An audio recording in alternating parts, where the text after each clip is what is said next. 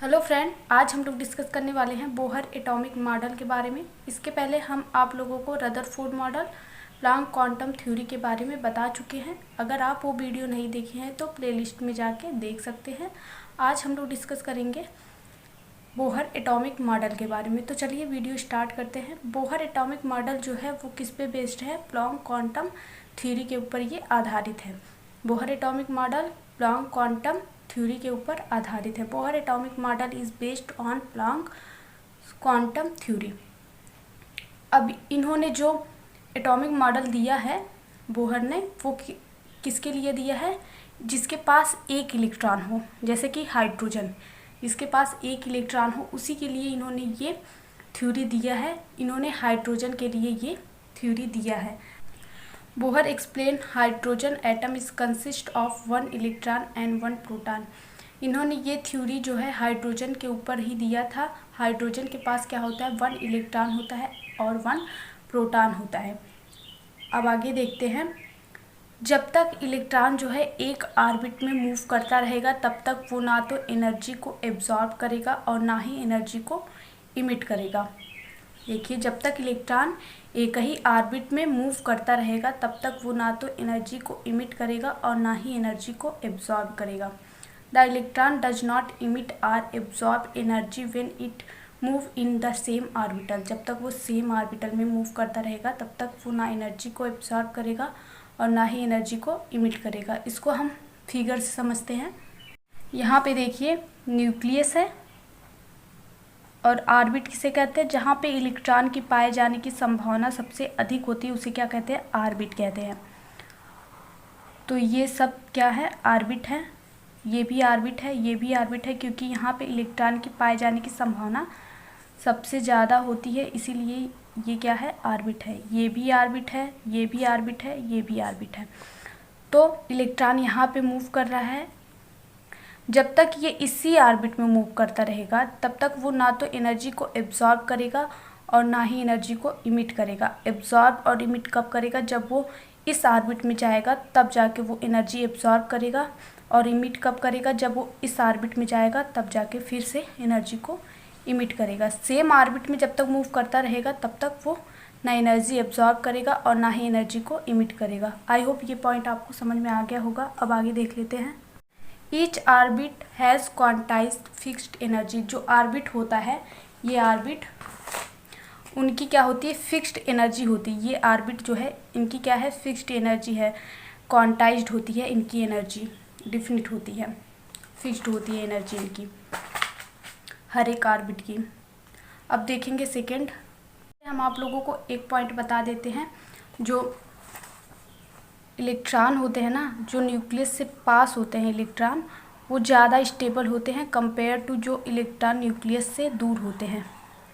ये न्यूक्लियस है और ये ऑर्बिट है। इसमें मान लीजिए 2 इलेक्ट्रॉन हैं और इसमें 1 इलेक्ट्रॉन है। तो अगर आप बाहर से एनर्जी दे रहे हैं तो सबसे पहले कौन सा निकलता है? ये वाला इलेक्ट्रॉन निकलता है। ये वाला नहीं निकलेगा क्योंकि ये न्यूक्लियस के पास है और स्टेबल है, इसी वजह से ये नहीं निकलता है। बाहर वाला स्टेबल नहीं होता है, इसलिए ये निकलता है। तो इससे क्या सिद्ध होता है? जैसे जैसे न्यूक्लियस से दूरी बढ़ती जाती है इलेक्ट्रॉन की, उसकी स्टेबिलिटी क्या होती है? घटती जाती है। और जिसकी स्टेबिलिटी कम होती है उसकी एनर्जी क्या होती है? ज़्यादा होती है। ये पॉइंट आपको पता होगा कि स्टेबिलिटी जिसकी कम होती है उसकी एनर्जी क्या होती है? ज़्यादा होती है। स्टेबिलिटी जिसकी कम होती है उसकी एनर्जी क्या होती है? ज़्यादा होती है। आई होप ये पॉइंट आप समझ गए होंगे। तो इससे क्या होगा? जो न्यूक्लियस के पास वाला सेल होगा, ये वाला सेल, जो न्यूक्लियस के पास वाला सेल होगा ना,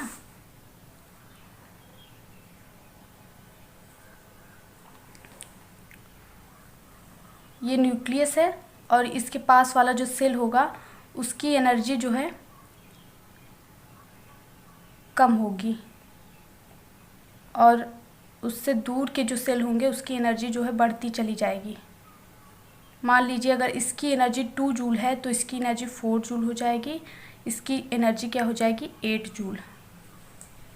ये पॉइंट आपको समझ में आ गया होगा, क्योंकि जो न्यूक्लियस के पास वाले इलेक्ट्रॉन होते हैं वो स्टेबल होते हैं, और स्टेबल जो ज़्यादा रहेंगे उसकी एनर्जी क्या होगी?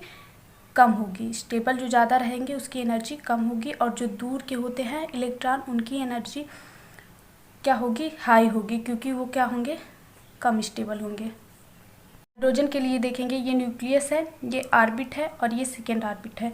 तो हाइड्रोजन के पास एक इलेक्ट्रॉन होता है, ये यहाँ मूव करेगा।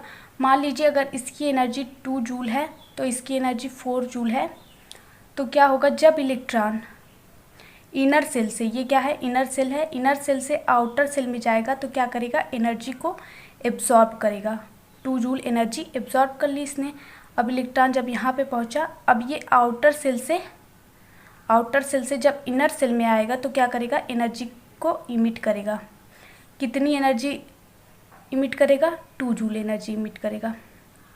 देखिए फिर से समझ लीजिए, जब इलेक्ट्रॉन जो है इनर सेल से आउटर सेल में जाता है तो एनर्जी को क्या करेगा, एब्जॉर्ब करेगा, और जब इलेक्ट्रॉन आउटर सेल से इनर सेल में आता है तो एनर्जी क्या करेगा, इमिट करेगा।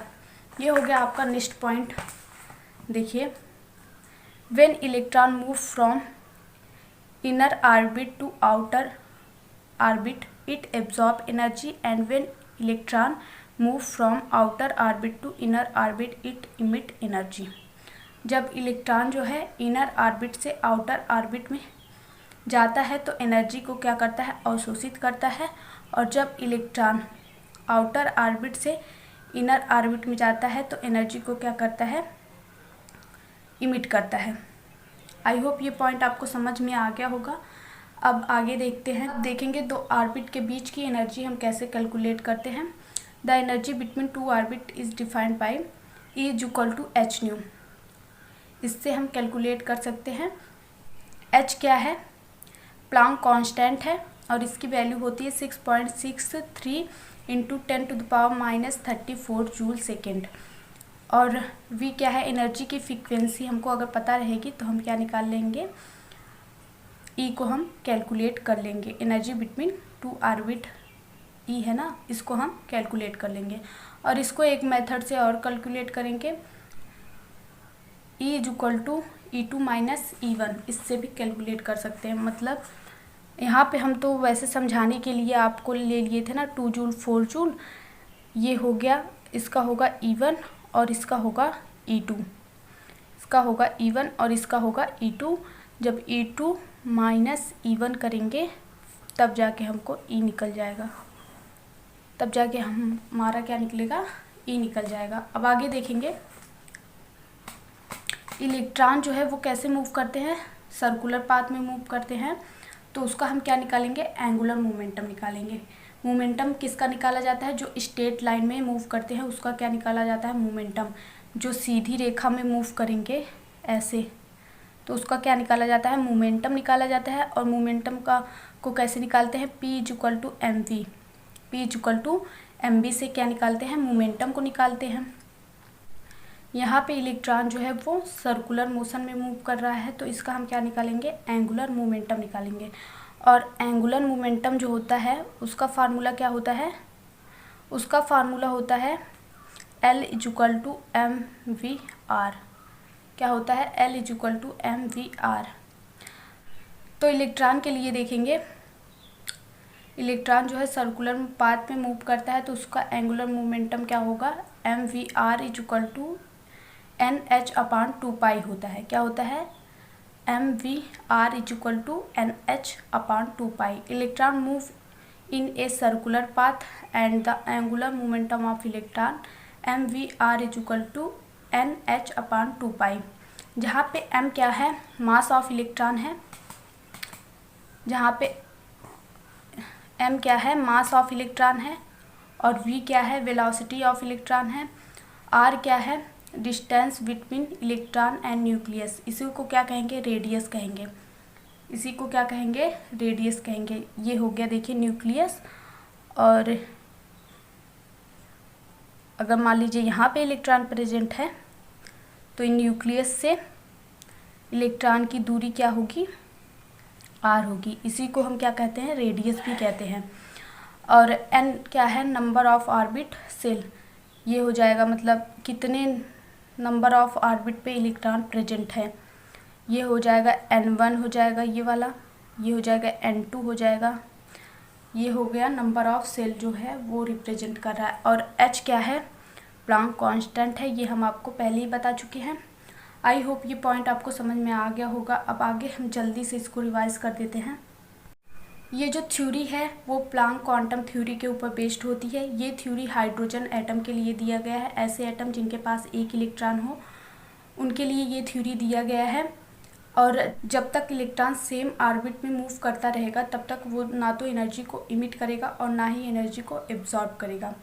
जो ऑर्बिट होती है उनकी एनर्जी क्या होती है, क्वांटाइज्ड होती है, डिफिनिट होती है, फिक्स्ड होती है।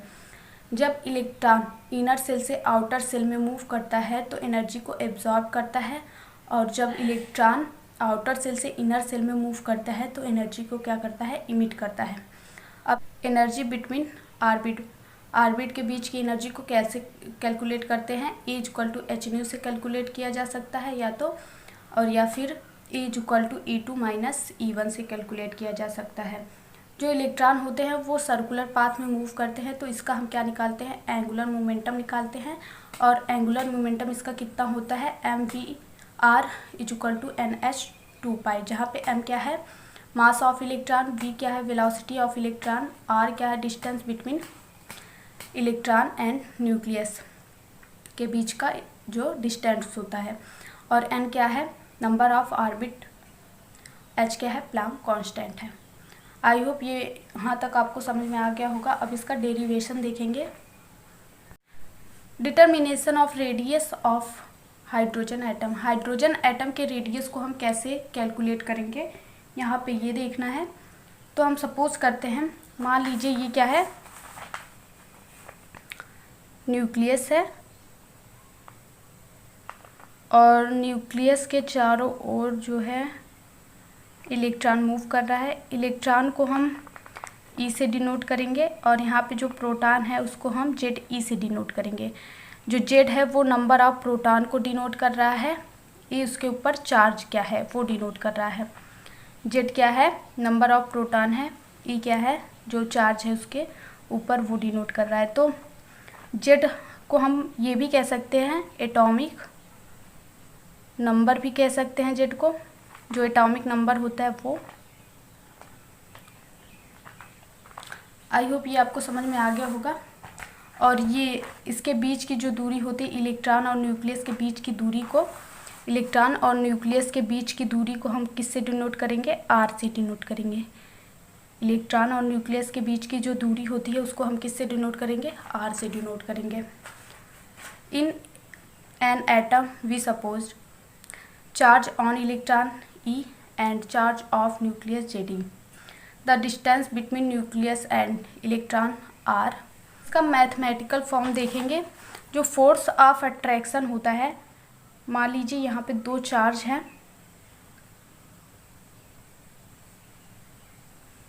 Q1 Q2। जो फोर्स ऑफ अट्रैक्शन होगा F जो होगा वो इसके डायरेक्टली प्रोपोर्शनल होगा, दोनों चार्ज के डायरेक्टली प्रोपोर्शनल होगा, मतलब Q1 और Q2 के डायरेक्टली प्रोपोर्शनल होगा। और फोर्स ऑफ अट्रैक्शन जो होगा वो यहाँ से, मतलब दोनों चार्ज के बीच की जो दूरी है उसके स्क्वायर के इन्वर्सली प्रोपोर्शनल होगा। फिर से सुन लीजिए, जो फोर्स ऑफ अट्रैक्शन होगा वो दोनों चार्ज के डायरेक्टली प्रोपोर्शनल होगा, और फोर्स ऑफ अट्रैक्शन इनके बीच की दूरी है उसके स्क्वायर के इन्वर्सली प्रोपोर्शनल होगा। यही यहाँ पे हम लिखे हैं। फोर्स ऑफ अट्रैक्शन जो है वो डायरेक्टली प्रोपोर्शनल है दोनों चार्ज पर, और इन्वर्सली प्रोपोर्शनल है उनके बीच की जो दूरी है उसके स्क्वायर के। अब इसको हम ऐड करके लिखेंगे तो F इज़ डायरेक्टली प्रोपोर्शनल और इन्वर्सली प्रोपोर्शनल इसके होगा। तो यहाँ पे जो प्रोपोर्शनलिटी है उसको हटाने के लिए यहाँ पे K कांस्टेंट लेंगे और और यहाँ पे Q1 और Q2 क्या है, यहाँ पे Q1 और Q2 हम E लिए हैं और Ze लिए हैं। यहाँ पे देखिए हम आपको एग्जांपल से समझाए थे ना, इस चार्ज को P को हम किससे डिनोट कर रहे थे, इस चार्ज को डिनोट कर रहे थे हम Ze से, और इस वाले चार्ज को मतलब इलेक्ट्रॉन को हम डिनोट कर रहे थे E से। तो यहाँ पे Q1 हो जाएगा Ze और Q2 हो जाएगा यहाँ पे E।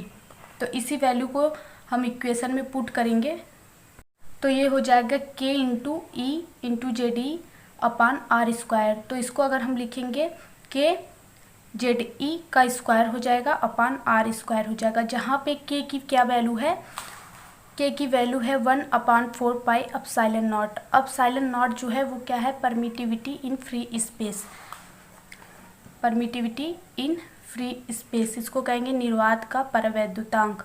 और इसकी वैल्यू क्या होती है 8.85 इंटू 10⁻⁻12 फराडे मीटर इनवर्स, ये होगी इसकी वैल्यू।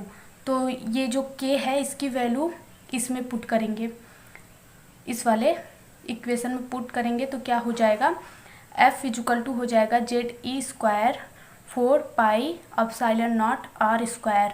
ये हो जाएगा आपका इक्वेशन फर्स्ट, ये क्या हो जाएगा इक्वेशन फर्स्ट।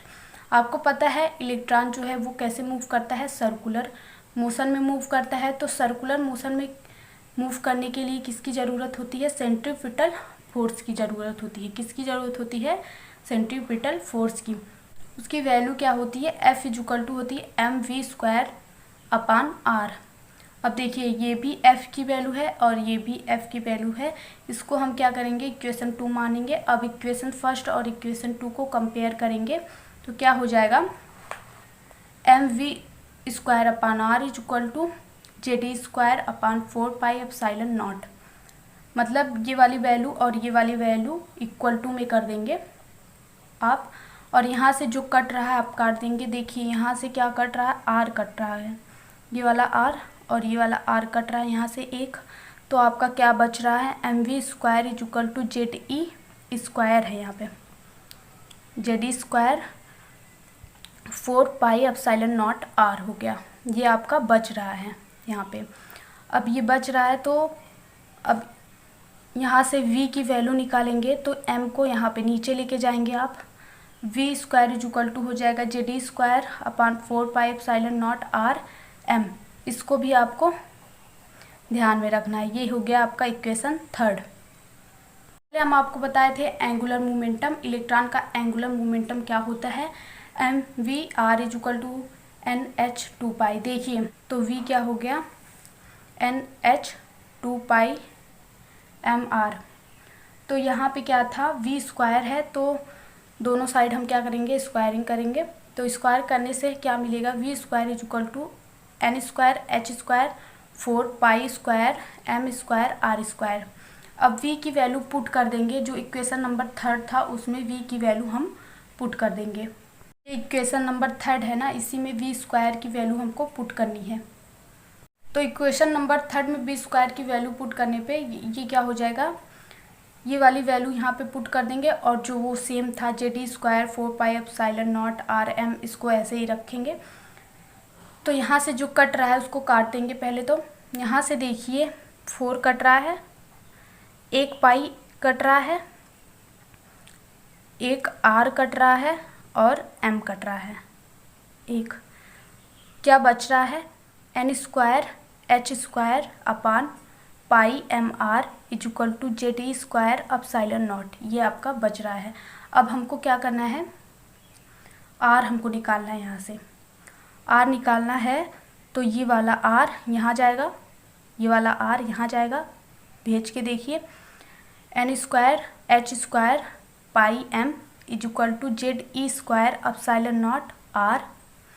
अब आर की वैल्यू हमको निकालना है तो आर को ऐसे ही रहने देंगे और ये एप्सिलॉन जो है वो ऊपर चला जाएगा, ये एप्सिलॉन यहाँ पे जाएगा और ये जेड ई स्क्वायर जो है वो यहाँ पे आएगा। तो क्या हो जाएगा, N square H square epsilon naught upon pi M Z ई स्क्वायर। ये हो गया आपका मेन इक्वेशन। अब देखिए यहाँ पे कौन कौन सा जो है वो कांस्टेंट है।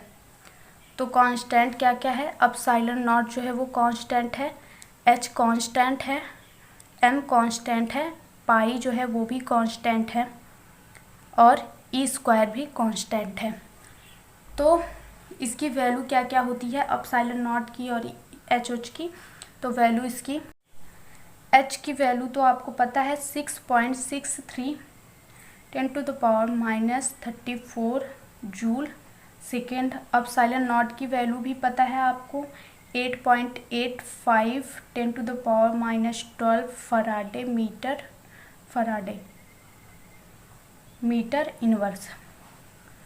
और इलेक्ट्रॉन के मास की वैल्यू क्या होगी 9.1 इंटू 10⁻31 किलोग्राम। अब पाई की वैल्यू क्या है 3.14 होती है पाई की वैल्यू। ये आपको दिखा नहीं होगा तो देख लीजिए। ई की वैल्यू क्या होती है 1.6 10⁻⁻, कूलम ये वैल्यू होती है। अब ये सब वैल्यू जो है यहाँ पे आप पुट करेंगे और पुट करके सॉल्व करेंगे तो इसकी वैल्यू क्या आएगी 0.529 n² एंगस्ट्रॉम। और एंगस्ट्रॉम का मतलब क्या होता है 10⁻⁻10 मीटर एक एंगस्ट्रॉम बराबर होता है। तो आर की वैल्यू आपको मिल गई, ऐसे होती है आर की वैल्यू। अब अगर आप हाइड्रोजन के लिए उसकी रेडियस को निकालना चाह रहे हैं तो देखिए कैसे निकलेगा। यहाँ पे देखते हैं for hydrogen atom, hydrogen atom के लिए देखेंगे रेडियस उसका R1 निकालेंगे तो R1 के लिए क्या होगा N की वैल्यू क्या होगी 1 होगी। ये आपको पता है कि ये नंबर ऑफ सेल जो है वो रिप्रेजेंट करेगा R1। जैसे कि ये न्यूक्लियस है आपका, न्यूक्लियस से जो पहला सेल होगा उसको क्या कहेंगे R1 कहेंगे, उसको क्या कहेंगे R1 कहेंगे। तो पहले सेल के लिए 1 हो जाएगा तो वैल्यू पुट करेंगे 1 N के लिए। और जेड क्या है एटॉमिक नंबर है, तो एटॉमिक नंबर क्या होगा हाइड्रोजन का 1 ही होता है। तो आप यहाँ पे वैल्यू पुट कर दीजिए 0.529 N1 का स्क्वायर अपान 1, यहाँ पे अपान 1 होगा ना। ये जो फार्मूला है यहीं पे पुट करना है, ये वाली वैल्यू N का 1 है और जेड का भी 1 है तो 1 ही रखेंगे आप, 1 ही आएगा टोटल एंगस्ट्रॉम। तो इसका क्या होगा N1 की वैल्यू हो जाएगी 0.529 एंगस्ट्रॉम। अब R2 की वैल्यू निकालेंगे, ये R1 R2 है, सॉरी हम N बोल दिए होंगे गलती से। तो R2 की वैल्यू आप निकालेंगे तो यहाँ पे N इक्वल टू क्या हो जाएगा 2 हो जाएगा, जेड 1 ही रहेगा, एटॉमिक नंबर तो थोड़ी ना चेंज होगा। तो हो जाएगा यहाँ पे 2 का स्क्वायर हो जाएगा एंगस्ट्रॉम। तो इसका अगर हम मल्टीप्लाई करेंगे किससे 4 से मल्टीप्लाई करेंगे तो हमको मिलेगा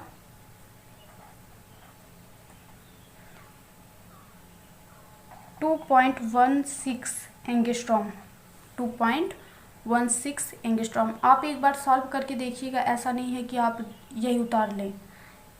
ये हो जाएगा R2 की वैल्यू। R3 की वैल्यू हम निकालेंगे, R3 की वैल्यू निकालेंगे तो N इक्वल टू क्या होगा 3 होगा, 3 पुट करेंगे, 3 पुट करेंगे तो यहाँ पे 9 हो जाएगा। 9 का मल्टीप्लाई इसमें करना है तो आपको क्या मिलेगा 4.6192, ये आपको वैल्यू मिलेगा। देखिए ये हो गया R1 R2 R3 की वैल्यू। अब देखिए अगर हम निकालेंगे डिफरेंस निकालेंगे R1 R2 R3 की तो देखिए क्या होगा। R1 की वैल्यू क्या निकल के आई है 0.529 एंगस्ट्रॉम। R2 की वैल्यू क्या निकल के आई है 2.16 एंगस्ट्रॉम। R3 की वैल्यू क्या है 4.761 एंगस्ट्रॉम। R4 की वैल्यू क्या है 8.464 एंगस्ट्रॉम। अब हमको क्या कैलकुलेट करना है R2 माइनस R1, इसको कैलकुलेट करना है, और R3 माइनस R2 कैलकुलेट करना है, R4 माइनस R3 कैलकुलेट करना है। तो देखिए यहाँ पे R2 की वैल्यू क्या है 2.116 एंगस्ट्रॉम माइनस 0.529 एंगस्ट्रॉम। अब इसका अगर माइनस करेंगे तो अप्रॉक्सीमेट कितना आएगा, 1.5 एंगस्ट्रॉम आपकी वैल्यू आएगी। चलिए अब इसकी वैल्यू निकालते हैं। 4.761 एंगस्ट्रॉम माइनस 2.116 एंगस्ट्रॉम। अगर इसको माइनस करेंगे तो आपका आएगा 2.6 एंगस्ट्रॉम के आसपास आएगा। अब इसका अगर देखें ये 8.464 एंगस्ट्रॉम माइनस 4.761 एंगस्ट्रॉम, और इसका आएगा आपका 3.7 एंगस्ट्रॉम के आसपास। तो ये क्या निकल के आ रहा है, R2 R1 के बीच जो दूरी है वो इतना है, R3 R2 के बीच की दूरी क्या है, इतना है, R4 R3 के बीच की दूरी इतना है। मतलब कि ये दूरी बढ़ती चली जा रही है, ऐसे समझिए आप। यहाँ पे देखिए न्यूक्लियस है और ये हो गया आपका, ये रेडियस है R1 और ये क्या है, R2 है। ये यहाँ से क्या है, R2 है।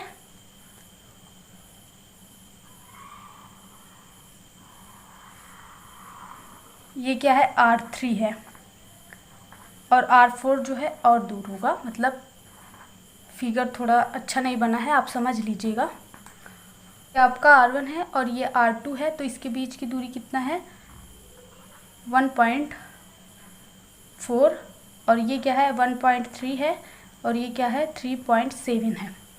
ये इनके बीच की दूरी है। तो जैसे जैसे न्यूक्लियस से ऑर्बिट की दूरी बढ़ती जा रही है वैसे वैसे उनके बीच की भी दूरी क्या हो रही है, बढ़ती जा रही है। यहाँ पे इनके बीच की दूरी कम है, फिर इनके बीच की दूरी और ज़्यादा हो गई है, इसके बाद ये जो है ऑर्बिट और ये वाला ऑर्बिट, इनके बीच की दूरी और ज़्यादा बढ़ गई है। तो इससे क्या प्रूफ हो रहा है, जो R2 और R1 है उनके बीच की दूरी जो है वो सबसे कम है। R2 और R1 के बीच की दूरी सबसे कम है और सबसे ज़्यादा किसकी है, R4 और R3 के बीच की दूरी सबसे ज़्यादा है। जैसे जैसे न्यूक्लियस से उनकी दूरी बढ़ती जाएगी वैसे वैसे उनके बीच भी जो दूरी है वो क्या होगी, बढ़ती जाएगी। आई होप ये वीडियो आपको अच्छी लगी हो। वीडियो अच्छी लगी हो तो लाइक कर दीजिए, चैनल पर नए हैं तो चैनल को सब्सक्राइब कर लीजिए। जो इलेक्ट्रॉन रिवॉल्व करते हैं न्यूक्लियस के अराउंड, उसकी एनर्जी क्या होती है, तो एनर्जी निकालने के लिए हमको क्या करना पड़ेगा, potential energy plus kinetic energy. जो पोटेंशियल एनर्जी और काइनेटिक एनर्जी का सम होता है वही उसकी एनर्जी के बराबर होता है। The energy of electron is the sum of kinetic and potential energy. इसको हम क्या करेंगे, इक्वेशन फर्स्ट मान लेंगे। अब इसके बाद हम क्या निकालेंगे, सबसे पहले काइनेटिक एनर्जी निकालेंगे। काइनेटिक एनर्जी का फार्मूला क्या होता है, 1/2 mv²। अब यहाँ पे v² की वैल्यू आपको पता होनी चाहिए, जो कि हम आगे डेरिवेशन में निकाल चुके थे। वो v² की वैल्यू क्या आई थी, ZE² 4πε0 Rm। ये v² की वैल्यू अब हमको यहाँ पे पुट करना होगा इस इक्वेशन में। इस इक्वेशन में जब हम पुट करेंगे v² की वैल्यू, तो यहाँ से m और ये वाला m कैंसिल हो रहा है, तो हमको क्या मिल रहा है, हमको मिलेगा ZE² 8πε0 R। ये हो गया आपका इक्वेशन 2। ये हो गया आपका काइनेटिक एनर्जी का मान इतना आया है। अब हम निकालेंगे पोटेंशियल एनर्जी कितना होगा, और पोटेंशियल एनर्जी क्या होता है, पोटेंशियल काइनेटिक एनर्जी, देखिए काइनेटिक एनर्जी जो मूव कर रहे हैं पार्टिकल उसमें होगा जरूर काइनेटिक एनर्जी, और पोटेंशियल एनर्जी क्या होता है, वर्क होता है। वर्क मतलब अगर फोर्स अप्लाई करेंगे किसी चीज़ पर तो वो कुछ दूरी तय करेगा, तो उसी को क्या कहेंगे हम, वो वस्तु वर्क किया है। अगर आप फोर्स अप्लाई कर रहे हैं, वो डिस्टेंस में अपना मतलब पोजीशन ही नहीं चेंज कर रहा है, तो वो वर्क नहीं हुआ। जैसे कि आप दीवार में फोर्स लगा रहे हैं और दीवार एक ही जगह पे है, तो वर्क आपका 0 हो जाएगा, तो कोई वर्क आपने नहीं किया। जब तक वो अपना पोजीशन चेंज नहीं करता है तब तक वर्क नहीं होगा। तो यहाँ पे भी हम देखेंगे पोटेंशियल एनर्जी क्या होगा, वर्क होगा। तो वर्क के लिए आप फोर्स अप्लाई करेंगे तो वो कुछ डिस्टेंस जो है वो तय करेगा, तो हो जाएगा क्या आपका पोटेंशियल एनर्जी। तो पोटेंशियल एनर्जी इलेक्ट्रॉन पे अगर आप फोर्स लगा रहे हैं तो वो बहुत कम दूरी तय कर रहा है। एटम की साइज ही बहुत कम होती है, तो वो कितनी दूरी तय कर लेगा एटम में ही, तो वो बहुत कम दूरी तय करता है। इसी वजह से यहाँ पे डेल आर लिखा जाता है। यहाँ पे देखिए del R, F del R. अब एफ की वैल्यू हम आगे इक्वेशन में निकाल चुके हैं। एफ की वैल्यू क्या था, जेड ई स्क्वायर 4πε0 आर स्क्वायर। अब यही वैल्यू हम यहाँ एफ की जगह पे पुट करेंगे तो हमको क्या मिलेगा, यहाँ पे देखिए एफ की वैल्यू हम यहाँ पे पुट किए हैं, जेड ई square 4πε0 r square d r. अब इसको हम क्या करेंगे, इंटीग्रेट करेंगे आर के रिस्पेक्ट में।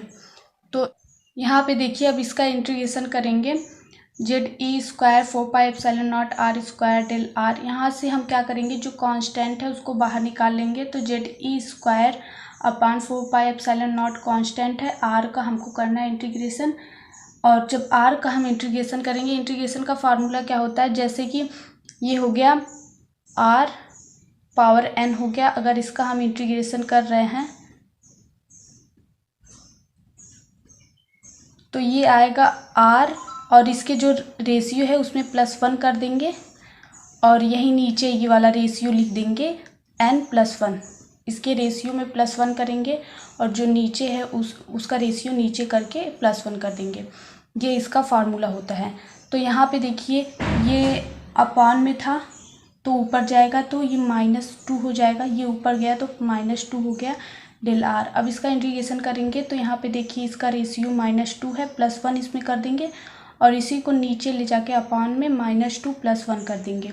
तो यहाँ पे क्या होगा, -2 +1 हो गया तो हो क्या जाएगा, -1 हो जाएगा, और यहाँ से -2 +1 हो गया तो यहाँ पे हो जाएगा -1। और इसको अगर हम नीचे लेके आएंगे तो क्या हो जाएगा, -1/r। यही वैल्यू यहाँ पे पुट कर दीजिए, r को इंटीग्रेट किए हैं तो ये वैल्यू क्या हो रहा है, माइनस में आ रहा है। माइनस साइन ये इंडिकेट कर रहा है कि पोटेंशियल एनर्जी का मान डिक्रीज हो रहा है। अब इसको हम क्या मानेंगे, इक्वेशन थर्ड। देखिए यहाँ पे इक्वेशन थर्ड हो गया, और ऊपर हम क्या निकाले थे, इक्वेशन 2। इक्वेशन 2 में भी इसमें काइनेटिक एनर्जी का मान निकला था और उसमें पोटेंशियल एनर्जी का मान निकला था। अब यहाँ इक्वेशन जो फर्स्ट है इसी में क्या करेंगे, काइनेटिक एनर्जी और पोटेंशियल एनर्जी की वैल्यू रख देंगे। तब आगे करके देख लेते हैं। यहाँ पे E = potential energy plus kinetic energy. अब इसी में क्या करेंगे, वैल्यू रखेंगे पोटेंशियल एनर्जी और काइनेटिक एनर्जी का जो हम निकाले हैं। तो यहाँ पे पोटेंशियल एनर्जी माइनस में आया था, -JD² अपान 4πε0 r, प्लस में अब इसका रखेंगे काइनेटिक एनर्जी का मान JD² 8πε0 r। अब इसमें क्या करेंगे, जो दोनों में कॉमन है उसको बाहर निकालेंगे। तो यहाँ पे देखिए JD² दोनों में है तो JD² को बाहर लेंगे, 4π मतलब दोनों में है, और ε0 दोनों में है, r भी क्या है, दोनों में है। तो इसको कॉमन ले लेंगे तो यहाँ पे क्या बचेगा, यहाँ पे -1 बचा आपका, और यहाँ पे क्या बचा, +1/2 बचा। यहाँ पे 1/2 बचा और यहाँ पे क्या बचा, -1 बचा। अब देखिए -1 + 1/2, -1 में से 1/2 जाएगा तो क्या बचेगा, -1/2। -1/2 आपका बचा है। अब इसका क्या करेंगे, मल्टीप्लाई कर देंगे तो क्या होगा आपका, -ZE² 4πε0। जो टोटल एनर्जी आ रही है वो क्या आ रही है, निगेटिव वैल्यू आ रही है इसकी। तो देखिए यहाँ से E आपको पता हो गया इतना है, तो R की वैल्यू हम पहले ही इक्वेशन में आपको निकाल के दिखा चुके हैं। तो यहाँ पे R की वैल्यू आप रखेंगे। R की वैल्यू क्या थी, ε0 n² अपान 4πmZE²। अभी यही वैल्यू यहाँ पे पुट करेंगे आप। यहाँ पे जब पुट करेंगे तो क्या आएगा, देखिए हो जाएगा -JD² अपान 4πε0 इंटू ε0 n² अपान πmZE²। ये आपका वैल्यू आ गया। यहाँ पे देखिए जो ये वाली वैल्यू है πmZE², ये ऊपर मल्टीप्लाई हो जाएगा, और ये जो नीचे वाली वैल्यू है ये नीचे ही रहेगा। तो क्या हो जाएगा, -ZE² πmZE² 8πε0, फिर से ε0, ये वाला ε0 हो जाएगा, ε0 n²h², ये हो गया। अब क्या होगा, E = हो जाएगा -ZE² e⁴m/8 epsilon not square n square h square. अब यहाँ से जो कांस्टेंट है वो हम बाहर लेंगे, तो E = हो जाएगा माइनस ई आपका कांस्टेंट है, m कांस्टेंट है, 8 तो कांस्टेंट है ही, और एप्सिलॉन नॉट जो है वो कांस्टेंट है, h कांस्टेंट है। और इसकी वैल्यू हम आगे वीडियो में आपको बता चुके हैं, e की वैल्यू क्या होती है, m की वैल्यू क्या होती है, ये सब हम आपको बता चुके हैं। ये वैल्यू आपको पुट करना होगा यहाँ पे, और पुट करके मल्टीप्लाई करेंगे तो आपको क्या मिलेगा। और ये देखिए जेड स्क्वायर, और ये क्या है, n स्क्वायर है ना कि h स्क्वायर। यहाँ पे h स्क्वायर यहाँ पे है ना, तो n स्क्वायर ये है। ये दोनों क्या है, कांस्टेंट नहीं है। और यहाँ पे जो कांस्टेंट है सबकी वैल्यू पुट करेंगे आप, तो क्या मिलेगा आपको, -2.18 इंटू 10⁻−18। ये क्या हो जाएगा आपका, जेड हो जाएगा, जेड स्क्वायर हो गया, जेड स्क्वायर n स्क्वायर जे। ये इसकी वैल्यू आ गई आपकी, ये आपकी वैल्यू आ गई। और अगर आपको इसको किलो जूल मोल इनवर्स में कन्वर्ट करना है तो आपको क्या करना पड़ेगा, 6.02 इंटू 10⁻23 से क्या होगा, मल्टीप्लाई करना, से क्या करना होगा, डिवाइड करना होगा। डिवाइड करेंगे तो ये इसका जो है वो बदल जाएगा किलो जूल प्रति मोल में, इसमें कन्वर्ट हो जाएगा। यहाँ पे जेड होगा, और जब इसका मल्टीप्लाई करेंगे तो ये इतना वैल्यू आएगा। और अगर आपको हाइड्रोजन का निकालना है ना, हाइड्रोजन का निकालना है, तो हाइड्रोजन के लिए आप यहाँ पे रख सकते हैं, n की वैल्यू रख सकते हैं, z की वैल्यू रख सकते हैं। जैसे अगर आपको फर्स्ट सेल का निकालना है तो n की वैल्यू 1 रहेगा, और z की वैल्यू तो हमेशा 1 रहेगी हाइड्रोजन के लिए। और अगर सेकेंड सेल का निकालना है तो z की वैल्यू 2 हो जाएगा, तो 2 का स्क्वायर करेंगे तो 4 हो जाएगा। 4 से यहाँ पे आप कैलकुलेशन करेंगे तो जो वैल्यू आएगा उसको मान लीजिएगा। और यहाँ पे अगर 3 सेल के लिए निकाल रहे हैं, थर्ड वाले सेल के लिए, तो 3 आएगा n की वैल्यू। ऐसे ऐसे आप जिस सेल की निकाल रहे होंगे वही वैल्यू आपको पुट करनी होगी। तो यहाँ पे आप हाइड्रोजन का निकाल सकते हैं एनर्जी, पहले सेल का, सेकेंड सेल का, थर्ड सेल का। अब देखेंगे लिमिटेशन, इन्होंने क्या क्या गलतियाँ की थी अपने इस मॉडल में। तो सबसे पहले तो इन्होंने केवल मोनो इलेक्ट्रॉनिक सिस्टम के लिए ये मॉडल बनाया था, जैसे कि हाइड्रोजन हो गया, लिथियम हो गया, 2+ हीलियम प्लस हो गया, इन्हीं के लिए ये मॉडल बनाया था। पॉली इलेक्ट्रॉनिक सिस्टम के लिए ये मॉडल नहीं था। जैसे कि हाइड्रोजन हो गया, इसमें 1 इलेक्ट्रॉन होता है, लिथियम में 3 इलेक्ट्रॉन होता है, लेकिन +2 2 इलेक्ट्रॉन चले जाएंगे ना, तो एक ही इलेक्ट्रॉन बचेगा। और हीलियम के पास 2 इलेक्ट्रॉन होते हैं, +1 1 इलेक्ट्रॉन चला गया, एक ही इलेक्ट्रॉन बचा। इसी वाले एटम के लिए ये मॉडल बनाया गया था पॉली एटॉमिक, जिसमें 1 से अधिक इलेक्ट्रॉन है, उनके लिए ये सिस्टम नहीं बना था, ये मॉडल नहीं बना था।